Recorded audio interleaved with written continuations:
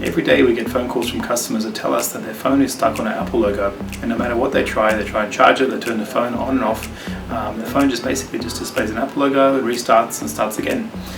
This is a problem that we normally see every day at Payam Data Recovery, ranging from iPhone 6 up to the latest iPhones that we see, iPhone 13 and 14.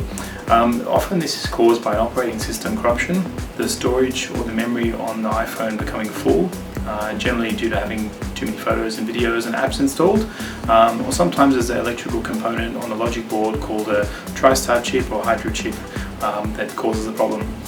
If your phone is stuck on an Apple logo, there's usually a very good chance we can get the data back. Sometimes we can retrieve it using specialised software that we can make a full iTunes backup and extract all your photos and videos.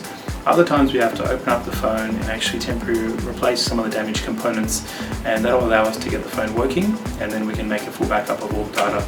So if you have a problem with any iPhone that's stuck on Apple logo, the most important thing to do is don't try and reset the phone. Factory resetting or erasing will get the phone to actually work, but you'll lose all the data, and then data recovery methods won't work once the phone's reset.